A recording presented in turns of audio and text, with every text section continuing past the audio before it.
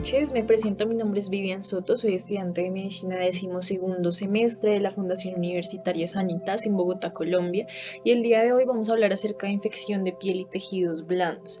Esta presentación es bastante gráfica, con bastantes imágenes, la idea es que nos empecemos a familiarizar con las lesiones y las características de cada una de estas entidades.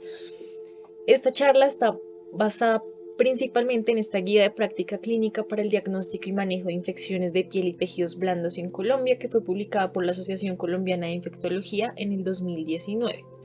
Entonces esta charla está dividida en tres grupos principales, que son los tres grupos grandes en cuanto a infecciones de piel y tejidos blandos, que son las no purulentas con el impétigo, el ectima, la erisipela y la celulitis, las infecciones purulentas con los forúnculos, carbúnculos y abscesos y la piomositis, y las infecciones de piel y tejidos blandos necrosantes. Entonces, para iniciar con las infecciones no purulentas, vamos a empezar con impétigo y ectima. El impétigo se define como una infección superficial de la piel, generalmente suele afectar a los niños menores de 5 años, sin embargo puede afectar a cualquier grupo poblacional y de cualquier grupo etario, entonces puede darse en cualquier momento de la vida y hay de dos tipos principales, el buloso y el no buloso. El no buloso representa el 70% de los casos, entonces es la forma más común de presentación. Los principales agentes causales del impétigo suele ser el estafilococo aureus, el Streptococcus pyogenes, y generalmente se puede observar, como vemos en la imagen superior, en extremidades y rostro sobre todo. Por otro lado, el ectima es una infección un poco más profunda que el impétigo y suelen ser, como lo vemos en la imagen inferior, lesiones ulceradas que son en saca bocado. Estas pueden tener costras verde amarillentas y se extienden hasta la dermis. Además, suelen tener unos bordes elevados y eritematosos que generalmente van a dejar cicatriz. El ectima, los agentes causales principales suelen ser los estreptococos, el estafilococo aureus y en algunos casos podría llegar a ser polimicrobiano. Bueno, estas son algunas imágenes que les presento. Entonces, en la parte izquierda, las imágenes que estoy señalando representan el impétigo, que como vemos pueden ser sobre todo en niños, sin embargo también se puede dar en adultos, como le hemos venido hablando. Y por otro lado, el ectima, que son esas lesiones costrosas que empiezan en saca bocada, luego generalmente costrosas, con bordes elevados hasta que dejan finalmente una cicatriz. Bueno, entonces el diagnóstico de ambas entidades suele ser clínico, es decir, observando las lesiones y caracterizándolas. Entonces, como ya lo hemos visto, pues el impétigo con sus lesiones y el ectima con sus lesiones que son más costrosas, esto nos daría el diagnóstico principal. Sin embargo, para cuando hay interés epidemiológico podrían llegar a hacerse otras pruebas, como puede ser la tinción de Gram y cultivo de secreción purulenta, sobre todo para identificar el estafilococo aureus y el estreptococo beta hemolítico, pero como venimos diciendo, solamente por interés epidemiológico. Para el tratamiento del impétigo suele utilizarse casi siempre un antibiótico tópico. Podemos tener varias opciones como son la mupirocina, el ácido fusídico, la retapamolina. Estas suelen utilizarse 2 veces al día durante 5 días. Sin embargo, hay otros casos en los que debemos pensar en utilizar antibiótico oral, sobre todo en pacientes que tengan múltiples lesiones, es decir, más de 5, o cuando hayan brotes epidemiológicos o epidémicos más bien de glomerulonefritis postestreptocócica. Ahí utilizaríamos antibiótico oral en impético. Y por su parte, el ectima siempre debe utilizarse un antibiótico activo contra Staphylococcus aureus meticilino resistente durante casi siempre 7 días, y esta terapia suele ser ambulatoria, entonces podemos irnos con trimethoprim sulfamethoxazol o clindamicina. Por el contrario, si una infección es por Staphylococcus aureus meticilino sensible con un cultivo que evidencie este microorganismo, se podría utilizar cefalexina o dicloxacilina. Y por otro lado, si también por un cultivo vemos hay hallazgos de estreptococo beta hemolítico del grupo A, se recomienda penicilina oral o cefalexina. Bueno, por su parte, la erisipela y la celulitis son dos entidades que podrían llegar a ser similares, sobre todo en etiología y en tratamiento, pero que clínicamente se deben diferenciar. Entonces, la erisipela es una infección bacteriana aguda no purulenta de la parte superior de la dermis, esto es importante, y tiene una definición evidente clínicamente entre el tejido sano y el afectado, como lo podemos ver en la imagen de abajo. Entonces, el hecho de que afecte solo la parte superior de la dermis nos da este borde característico que delimita muy bien la lesión del tejido que está sano alrededor. Además, también tiene en algunas ocasiones compromiso de vasos linfáticos, por lo que podemos evidenciar edema. Y por otro lado, los agentes causales principales de esta entidad erisipela son el estreptococo betamolítico, sobre todo el grupo A, pero también podría ser del grupo B, C o G. Y por otro lado, entonces tenemos la celulitis, que es una infección de la parte inferior de la dermis y el tejido celular subcutáneo. El hecho de que sea la infección de esta zona hace que los bordes sean pocos definidos, como lo vemos en esta imagen de arriba, en donde no hay un borde así como el de la erisipela que nos delimite el tejido sano del afectado, sino que no veo ningún borde y todo lado está la lesión como eritematosa, con edema.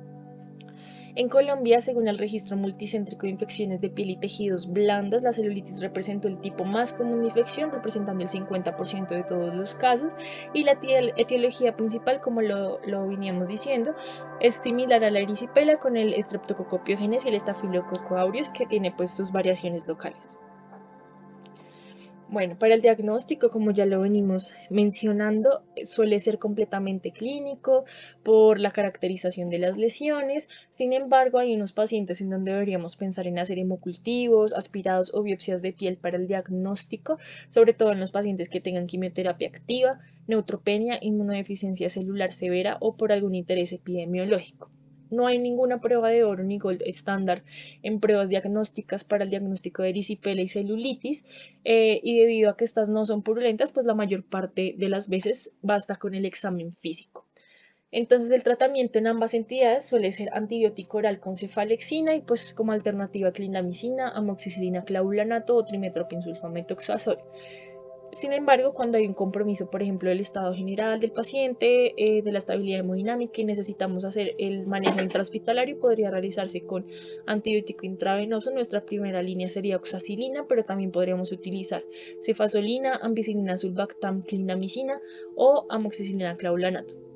Sin embargo, hay ciertos casos en donde debemos observar si la celulitis está acompañada de alguno de los siguientes. Entonces, si tenemos celulitis con trauma penetrante, es decir, que veamos una lesión de entrada, ya sea por una picadura de insectos o por algún objeto cortopunzante o algo que sea un trauma penetrante, o que el paciente tenga una infección previa o colonización por Staphylococcus aureus meticilino resistente, o que haya uso de drogas intravenosas, o el paciente haya tenido celulitis abscesada o tenga una inmunosupresión, más la celulitis. Si tenemos alguna de estas asociadas a una celulitis, se debe utilizar un antibiótico efectivo contra Staphylococcus aureus meticilino resistente y estreptococo. La duración del tratamiento casi siempre suele ser 5 días, sin embargo, esta la iremos guiando según la progresión de la infección y el estado clínico del paciente. Entonces, si ya mejoró después de 5 días, se podría suspender la terapia antimicrobiana, pero si vemos que todavía continúa con la infección o aún hay compromiso del paciente o la clínica del paciente, pues podemos extender este periodo de tiempo. En la celulitis y la erisipela no hay como una solicitud rutinaria de paraclínicos, es decir, no debemos siempre pedir hemograma y reactantes de fase aguda. Además, no se recomiendan cultivos del área afectada, ni cultivos de hisopados superficiales, tampoco cultivos profundos ni biopsia de piel, porque estos tienen una sensibilidad cercana al 15%, es decir, es muy baja. Desde el 2019 se ha venido utilizando una escala que es la ALT70, ya vamos a ver cuáles son sus parámetros. Sin embargo, un puntaje en esta escala mayor a 5 ya nos da una sensibilidad del 61% y una especificidad del 70% para el diagnóstico de celulitis. Entonces, esta es la escala. Son 4 parámetros principales. Primero, que la lesión sea asimétrica, que ya nos da 3 puntos. Si la edad es mayor o igual a 70 años, 2 puntos. Si hay un recuento de leucocitos mayor o igual a 10.000, 1 punto. Y si la frecuencia cardíaca es mayor o igual a 90, 1 punto. Entonces, sumando todos estos puntos, y este puntaje nos da más de 5, ya podríamos tener con eso y con la clínica una buena sensibilidad y especificidad para hacer el diagnóstico. Hay unos pacientes en los que hay una falla al tratamiento que requiere un cambio de manejo antibiótico y se ha descrito en entre el 12 al 29% de los pacientes, y hay algunos factores que se han relacionado con esta falla terapéutica que suelen ser fiebre al momento del triage, úlceras crónicas en miembros inferiores, que el paciente tenga edema o linfedema crónico, que haya tenido una celulitis previa en la misma área afectada y que haya tenido una celulitis en el sitio de una herida. Entonces, estos factores nos pueden hacer predisponentes al paciente para una falla terapéutica al tratamiento antibiótico, y también la edad, que se demostró en otro estudio que en los pacientes mayores de 65 años hay mayores riesgos por cada 10 años en incremento de edad de falla terapéutica. Ahora vamos a continuar con las infecciones de piel y tejidos blandos purulentas, entre las que encontramos forúnculos, carbúnculos, abscesos. El absceso cutáneo, ¿cómo se define? Es una colección, como lo podemos ver en esta imagen de abajo, de material purulento pus que sea dentro de la dermis o en las capas subyacentes. El forúnculo, por otro lado, es una infección más local, sobre todo el folículo piloso y que penetra hacia los tejidos subcutáneos. Finalmente, ¿qué se va a formar como lo vemos en esta imagen? Un nódulo inflamado que tiene pústulas en la superficie. ¿Cuáles son las áreas principalmente afectadas? El cuello, el rostro, las axilas, las ingles y los muslos. Sin embargo, cualquier otra zona topográfica del cuerpo podría llegar a verse afectada. Y cuando hay muchos o varias unidades foliculares afectadas hacia alrededor, recibe el nombre de anthrax. Y por su parte, el carbúnculo es una infección que se extiende desde los quistes pilares y forma finalmente nódulos inflamatorios que se llenan de material purulento. En los agentes causales principalmente de forúnculos y carbúnculos encontramos el Staphylococcus aureus, de los abscesos también el Staphylococcus aureus y el Streptococcus beta-hemolítico. Sin embargo, hay unos anaerobios que pueden predominar, como son cocos gram positivos, bacilos gram negativos y especies de Fusobacterium. Las infecciones por anaerobios son sobre todo relevantes cuando los encontramos a nivel vulvovaginal, a nivel de los glúteos, a nivel perirectal o a nivel de dedos y cabeza. El diagnóstico de estas tres entidades también suele ser por manifestaciones clínicas y por el examen físico. Sin embargo, después de que hagamos la valoración clínica, si todavía persiste alguna duda alguna duda para hacer el diagnóstico de algunas de estas entidades, se recomienda el uso de la ecografía de piel y tejidos blandos, que para sobre todo los abscesos tiene una sensibilidad del 96% y una especificidad del 82%, y lo que podemos encontrar son como abscesos esféricos ovoides que además tienen bordes irregulares con centros hipocoicos y una hiperemia periférica. Entonces también puede ser una buena alternativa al diagnóstico cuando no baste con la clínica. Para el tratamiento, principalmente en estos casos, incisión y drenaje. ¿En qué tipo de entidades? Entonces, con abscesos, carbúnculos o forúnculos que sean de más de 2 centímetros, incisión y drenaje puede estar bien. Sin embargo, hay otros pacientes en los que tenemos una infección de piel y tejidos blandos purulenta y que además se asocia a alguno de estos 4 parámetros. Primero, que el paciente tenga signo de respuesta inflamatoria sistémica, que esté inmunosuprimido, que tenga abscesos de más de 5 centímetros o que tenga un absceso con celulitis extensa o que ya sea recurrente al manejo con incisión y drenaje. Entonces, en este caso, ¿qué debemos hacer? Incisión y drenaje también, pero asociarlo a un antibiótico oral contra Staphylococcus aureus meticilino resistente. Puede ser el manejo ambulatorio o intrahospitalario dependiendo de la estabilidad hemodinámica del paciente. Si el paciente tiene una buena estabilidad hemodinámica, podremos dar manejo ambulatorio con trimethoprim sulfamethoxazolo clindamicina, que puede ser de 5 a 7 días. La alternativa sería el Linezolid vía oral cada 12 horas. Sin embargo, cuando el paciente tiene una inestabilidad hemodinámica o su respuesta clínica no es favorable, entonces podremos dar un manejo intrahospitalario. Nuestra primera línea es la vancomicina y como alternativa el linezolid intravenoso, sobre todo en pacientes que tengan lesión renal aguda o enfermedad renal. También podremos utilizar daptomicina, clindamicina intravenosa, tigecyclina o ceftarolina, y la duración de tratamiento va de 7 a 14 días.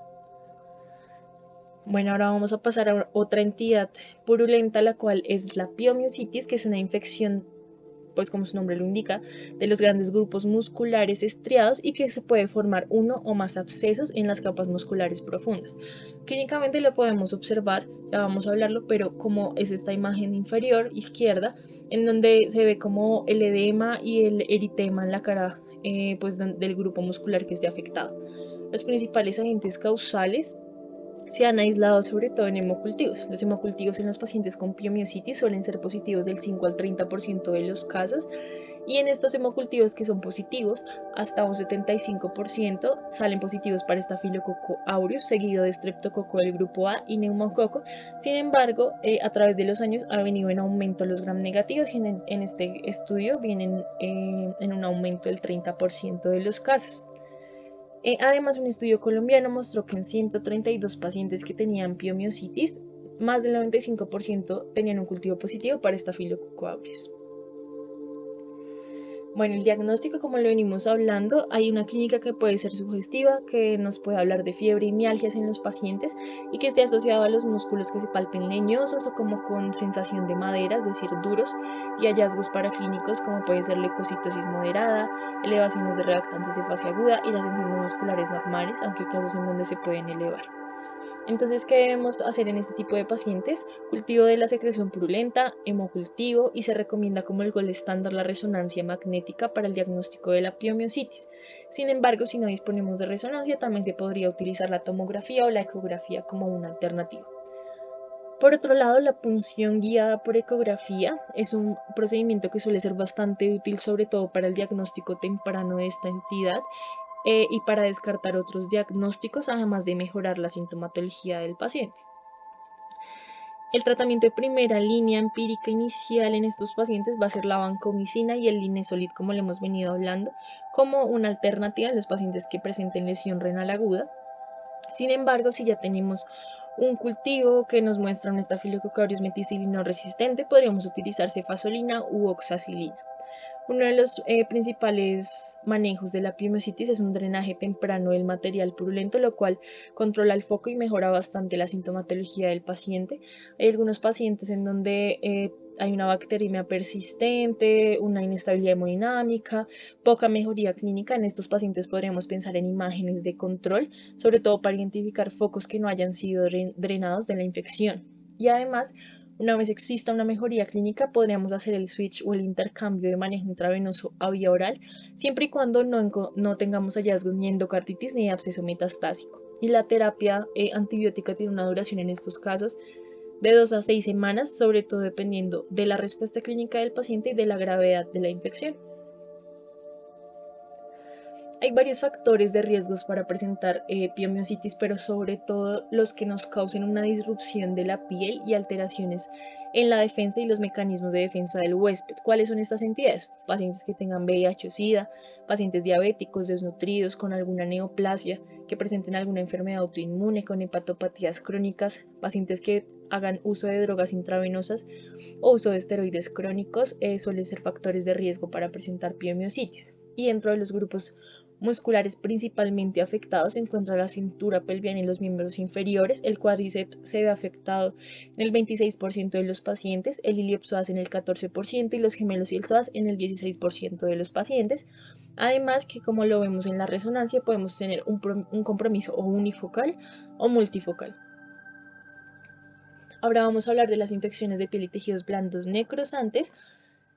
Entonces, por definición, toda infección necrosante es complicada y hay como 3 tipos principales. Sin embargo, hay uno que es el más frecuente, que es la fascitis necrosante. La fascitis necrosante es una infección, como su nombre lo indica, necrótica, pero de la piel y tejidos blandos, y esta infección invade hasta la fascia, que recubre todo el compartimento muscular. Hay de 2 tipos, suelen ser la tipo 1, que es polimicrobiana, y la tipo 2, que es monomicrobiana. Esta tipo 2 monomicrobiana suele tener casi siempre gram positivos, principalmente Streptococcus del grupo A, también seguido por el Staphylococcus aureus meticilino resistente. Y las polimicrobianas pueden ser por, como su nombre indica, diferentes microorganismos, aerobios o anaerobios, entre otros. Por otro lado está la mionecrosis clostridial o gangrena gaseosa, que como su nombre lo indica es una infección toxémica. Esta suele ser rápidamente progresiva y fatal y pues básicamente es una infección por especies de Clostridium, principalmente Clostridium perfringens, y es secundaria generalmente o a una lesión muscular, después con una cirugía que finalmente terminó contaminada.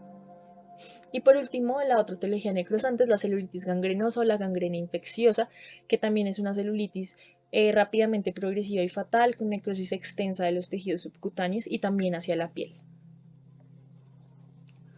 El diagnóstico de estas entidades, sobre todo de la fascitis necrosante, en la que haremos un poco más de énfasis, no debe retrasarse, el tratamiento antibiótico no debería ser retrasado ni por el uso de escalas, ni por el uso de otros procedimientos diagnósticos, sino que cuando nosotros tenemos una alta sospecha clínica, que ya la definiremos, se debería iniciar el tratamiento de una vez. Entonces, cuando tenemos duda clínica en estos pacientes, es decir, cuando lo sospechamos pero queremos saber si realmente el paciente está cursando con una fascitis, podríamos utilizar una escala que es el L-RINEC modificado. Ya vamos a ver los parámetros de ellos.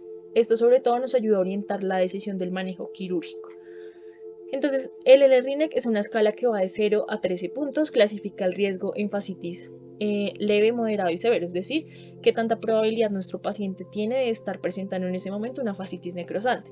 Ya vamos a ver los parámetros, sin embargo, un puntaje mayor a 6 tiene una sensibilidad del 68% y una especificidad del 84% para el diagnóstico de fascitis necrosante. En los pacientes que tengamos duda diagnóstica, pues se recomienda el uso de ecografía, de tomografía o de resonancia magnética según la disponibilidad de cada centro y para el diagnóstico bacteriológico, pues utilizar el GRAM y el cultivo del tejido profundo intraoperatorio y también los hemocultivos. El tratamiento, entonces, en todo paciente que nosotros tengamos una alta sospecha clínica de una infección de piel y tejidos blandos necrosante, el manejo principal es quirúrgico. Sin embargo, hay que asociarlo a un antibiótico empírico de amplio espectro, siempre cubriendo etiología polimicrobiana, por lo que veníamos hablando que suelen ser estas entidades de esta etiología polimicrobiana, y también debe incluir el cubrimiento de Staphylococcus aureus meticilino resistente. Entonces, las opciones que tenemos disponibles son vancomicina con cefepime o piperacilina tazobactam con clindamicina intravenosa, y en los pacientes, como venimos hablando, con lesión renal aguda o algo renal que nos contraindique la vancomicina, podríamos utilizar linezolid intravenoso. Hay otros pacientes en donde deberíamos sospechar otro tipo de entidades o etiologías, que son los pacientes que se presenten con compromiso de función hepática o cirrosis, pacientes que hayan tenido ingesta reciente de comida de mar o contacto con agua salada. Estos pacientes tienen una alta sospecha de vibrio vulníficos, por lo que nosotros debemos asociar a este manejo una cefalosporina de tercera o cuarta generación y doxiciclina. Además, el uso de penicilina más clindamicina se recomienda en aquellos pacientes que ya tengamos un cultivo que nos muestre estreptococcus. Entonces acá tenemos varias imágenes de la fascitis necrosante. Hay varios signos que nos pueden ayudar en la sospecha clínica. Primero, el dolor importante que es desproporcionado con respecto al compromiso de la piel. Esto suele ser un signo temprano. Los estudios dicen que se presenta entre un 73 a un 98% de los casos. Otro de los signos puede ser el tejido duro que veníamos hablando y con consistencia de madera, o sea, leñoso a la palpación del tejido subcutáneo, y que además se extiende más allá del área del compromiso de la piel. El otro es el compromiso sistémico, sobre todo con alteración del estado mental, que tenga edema o sensibilidad de la piel que se extienda más allá del eritema que podamos observar, crepitaciones, que sobre todo indica gas en los tejidos, lesiones bullosas, necrosis de la piel o quimosis como lo vemos en estas imágenes, hipoestesia localizada en la piel y una falta de respuesta a la terapia antibiótica inicial. Todos estos signos o síntomas nos ayudarían en la alta sospecha clínica de fascitis necrosante. Esta entidad es inusual, sin embargo suele ser devastador y rápidamente fatal porque involucra muchas capas de tejido. Entonces involucra la grasa, el tejido celular subcutáneo, las capas profundas de la fascia, y se caracteriza macroscópicamente por un tejido desvitalizado, con falta de resistencia, que sangra muy fácil y que tiene, como lo vemos en la imagen de abajo, un exudado blanco grisáceo sin pus. Esta es la escala de L-RINEC que veníamos hablando. Entonces son estos parámetros que incluyen la proteína C reactiva, el recuento total de leucocitos, la hemoglobina, el sodio, la creatinina y la glucosa. Esto nos da un puntaje. Ya dijimos que si es mayor a 6 puntos, tiene una buena sensibilidad y especificidad con una alta sospecha clínica de fascitis necrosante. Sin embargo, por ejemplo, en pacientes que tienen menos de 5 puntos, aún así la probabilidad de tener fascitis necrosante es del 50%. Si tiene un score de 6 a 7 puntos, la probabilidad es del 50 al 75% y un score mayor a 8, más del 75% de probabilidad de tener fascitis necrosante en ese momento. Hay una revisión sistemática de Go y colaboradores que identificaron como los 3 signos más tempranos de fascitis necrosante: el edema en el 80% de los casos, el dolor en el 79% de los casos y el eritema en el 70.7% de los casos. Además, como lo veníamos hablando, aunque la presencia de crépitos al examen físico puede ser un signo de alarma, solamente esta se presenta entre el 13 al 31% de los casos. Entonces, el hecho de que nuestros pacientes no presenten este hallazgo clínico no significa que no pueden estar cursando con una fascitis necrosante. Además, el signo principal intraoperatorio para el diagnóstico de esta entidad es el aspecto macroscópico del tejido celular subcutáneo y la fascia, que se ve necrótico. Entonces, como lo venimos hablando, hay 4 puntos fundamentales para el manejo de las infecciones de piel y tejidos blandos necrosantes. El primero es un diagnóstico temprano que nada lo retrase.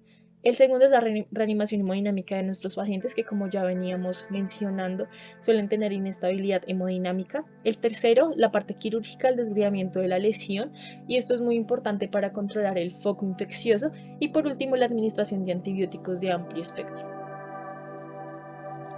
Hay otra entidad que es una forma de fascitis necrosante que se conoce como gangrena de Fournier, que podemos observar en las imágenes.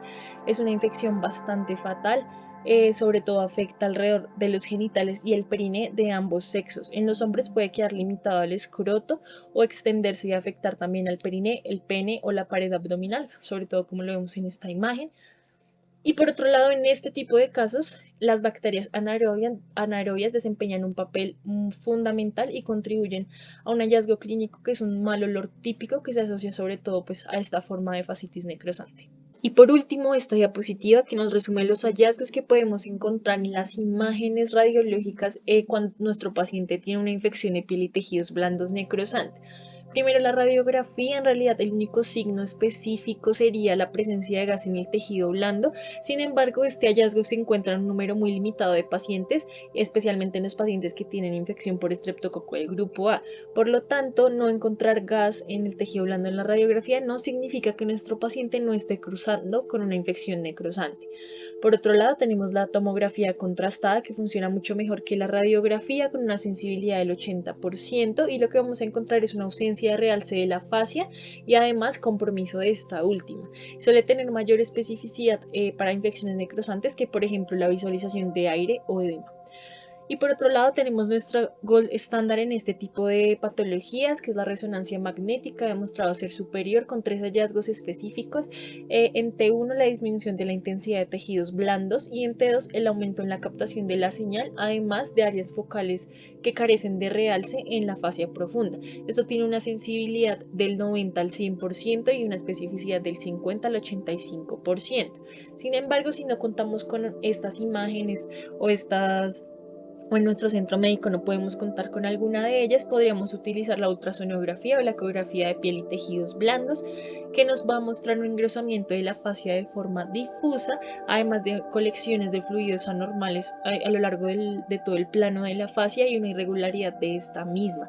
La sensibilidad de estos hallazgos en la ecografía aproximadamente es del 88% y la especificidad del 93%, por lo que es una buena alternativa.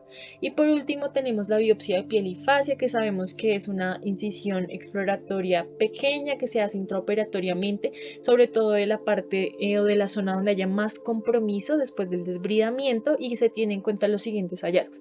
Los hallazgos macroscópicos, que como veníamos hablando suele ser necrosis extensa, la biopsia por congelación, que los principales hallazgos de esta sería la presencia de neutrófilos, vasculitis y trombosis, y de esto mismo la solicitud importante de Gram y cultivo. Y eso sería todo, muchas gracias.